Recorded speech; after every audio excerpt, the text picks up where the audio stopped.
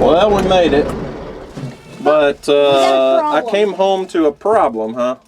Yeah. What's the problem? So the bull, the mini Hereford bull,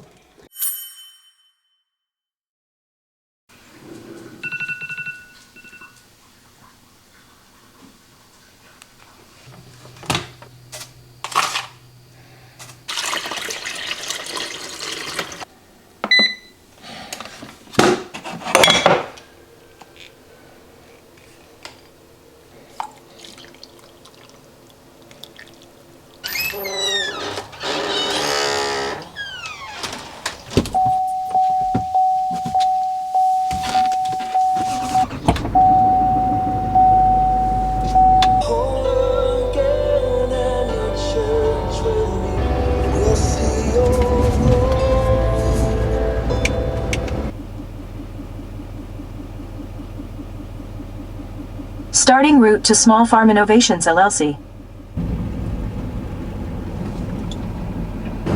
In 1.2 miles, turn right onto US 177.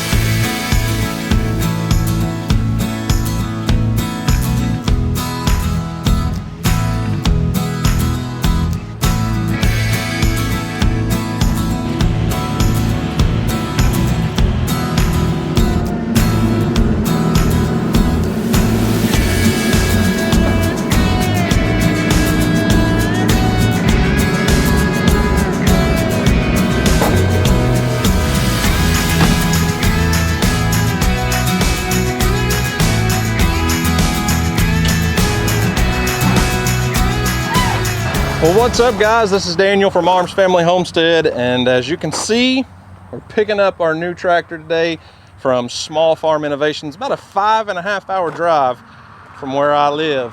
We're in, I don't know if you call it South Central Texas, Caldwell, Texas, long ways from home. But guess what? Many of you guessed it by now. We got a TYM cab tractor. This is the 574 hydrostatic. I know the traffic's loud. To get this thing hooked up and head back home, and we'll talk about the whole story and what's going on here with this new tractor.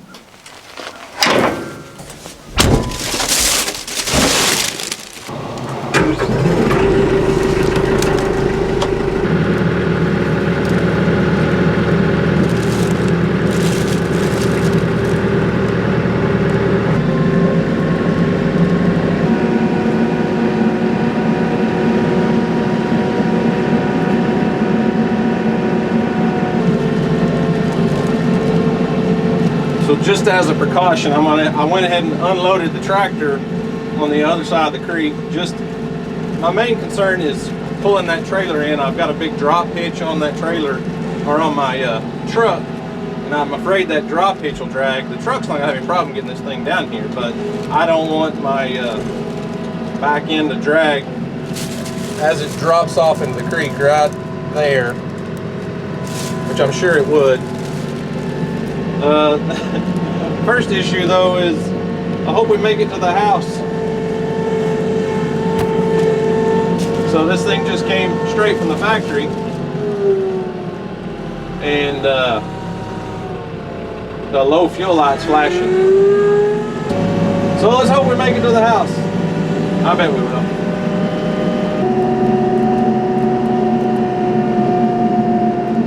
See a hitchhiker.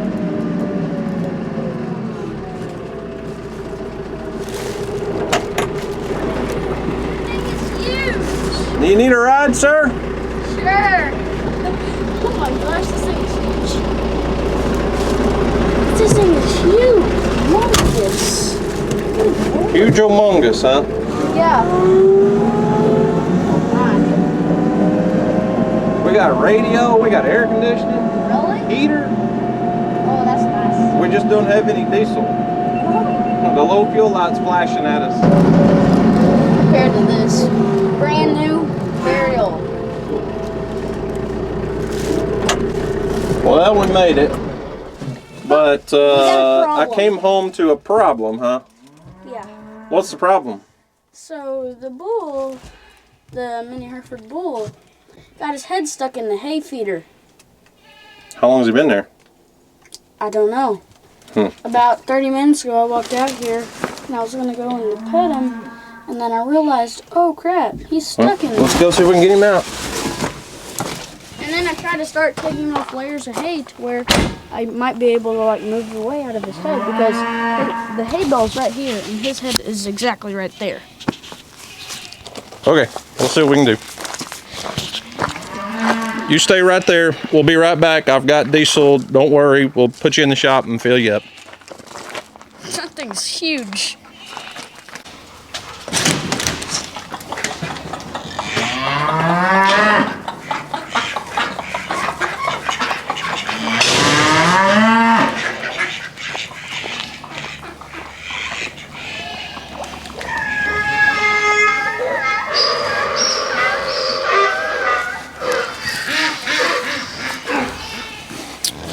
Well, what in the world, bro? This thing was made for you.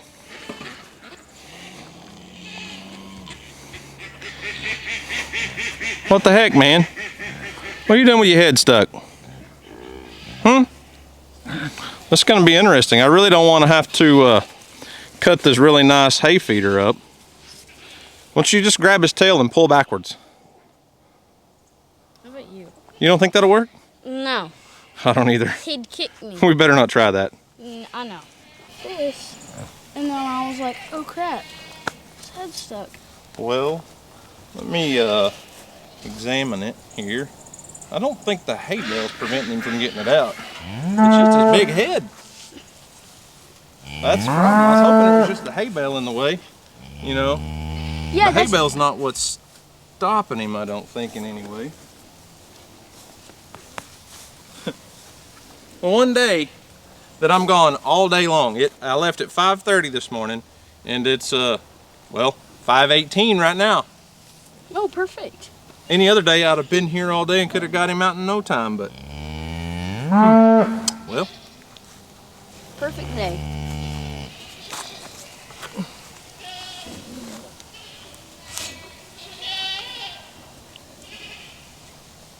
I'm afraid his eye right there will get, see, like,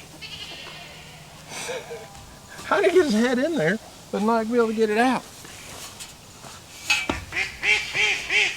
I tried to take layers off of the hay bale.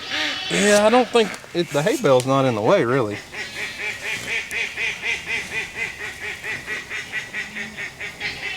That's what I was hoping, was maybe if the hay was in the way, we could just move the hay, you know. How can he fit his head in there but can't get it out?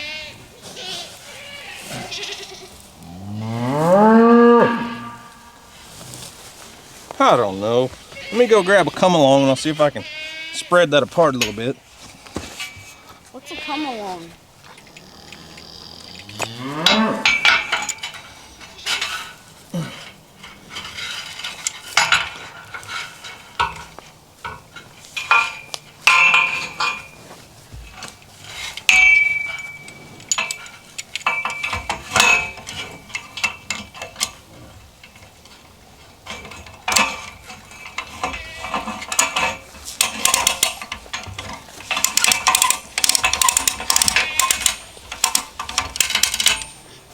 coming towards you.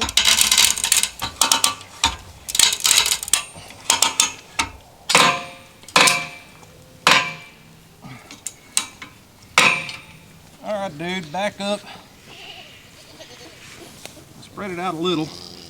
Come on. He's just got a fat head, that's the problem. Hey, he's free! Yay! Don't do that again. And then it just goes right back in. You better not. You better? Go get you some water. You've probably been standing there a while. Good job noticing him down here though, Houston. Thank you. I'm glad you noticed. He's not hurt. He's obviously been standing here a little bit. You can see where he's been peeing and pooping all day. So it seems He's like probably tired though. Go get you some water. Yeah, normally he'll move faster than that. So all I had to do is just spread that apart just a little bit. So the hay bale looks like it fell over probably yesterday or today. So I'm gonna take my come along off and lay that back down. Look at him, he's already over there trying to eat more hay. You all right, buddy?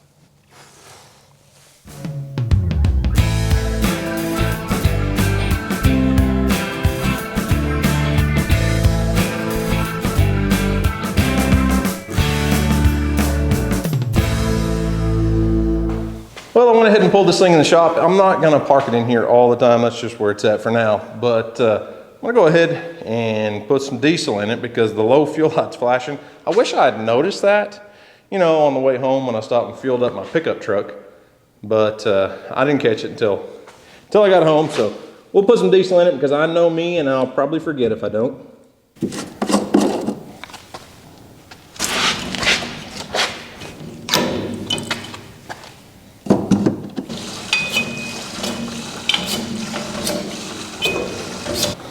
Okay, so got the tractor fueled up. I won't forget, we're not gonna run out of diesel. That was kind of worrying me coming in. So, TYM T574, I believe it's the HST, which it's the hydrostatic transmission with a front end loader and a backhoe. So this, quite honestly, is the first TYM tractor I've ever laid my hands on. And they're not popular in our part of the country at all. I know very little about TYM tractors, so I'm not gonna be like a technical guru on this tractor. But as many of you know, I've been wanting a cab tractor really bad. And huge thanks to TYM and Tony from Tony's Tractor Adventure, because I would have never even considered TYM if it hadn't been for Tony. And I've called and talked to several other fellows on YouTube that have TYM tractors, and they had nothing but good things to say about them. So this is what we got. The TYM T574 hydrostatic tractor is a 55 horsepower tractor, and I believe it's like 42.3 horsepower at the PTO. Four-wheel drive, comes with not all of them, but this one came with the backhoe attachment. It's a BY85, so it's a subframe mount. That frame of that backhoe goes all the way under the tractor up to basically right here. So it's not just a 3-point hookup, but it is detachable. I can take it off and use the back of the tractor with the 3-point hitch, just like any other tractor. But I can't wait to try this thing out. It's gonna be interesting. The cab obviously has heat and air. It's got a radio, and I don't have to ride around in the dust and the heat. Oh, I'm excited. This thing is beefy. It's actually a lot, it's bigger than what I had envisioned, I guess. Like the front end of this tractor is massive. I don't know if it shows up on video or not, but this is twice the front end of my last tractor. That orange one had little bitty tires on the front. Not that it really affected it too much, but this thing just looks massive. And like I said, this is a 55 horsepower tractor versus that 47. So I'm gonna get in here, take all the plastics off of this thing, and kind of go through and learn it, figure it all out. So like I said, it is a hydrostatic drive transmission. So basically what that means is you've got two pedals, one for forward, one for reverse. You got a high and a low. Front end loader did come with the third function valve. And the reason the third function valve is important, as you guys know, I said I was not going to own a tractor. Yes, own a tractor without a grapple bucket. And I just so happen to have a grapple bucket sitting out there waiting for this tractor. So, yes, I do have a grapple bucket already. Let's see, what else? High, low, four-wheel drives down here. Pretty basic. I mean, there's not a lot of bells and whistles to it. Pretty simple tractor. If you're wanting a technical how-to anything on TYM, go check out Tony's Tractor Adventure channel. Tony has done reviews on so many of these TYM tractors, and he is way more of an expert on them than I am. But I know how to operate a tractor, and I do know that this one has an air conditioner and a heater and a radio, and I'm very excited about that. It's got a front and back windshield wiper with washer fluid front and back. Work lights on the front, work lights on the back. I mean, I don't know what else to say other than I am pumped. I'm excited about this. This is a partnership with Arms Family Homestead and TYM Tractors, but make no mistake, this tractor is mine. Where with my last one, it was never going to be my tractor. This one eventually will be my tractor that will stay here forever, at least until I decide to do something else with it. So as I said, I'm not an expert when it comes to the TYM tractors. This is literally the first one I've ever touched.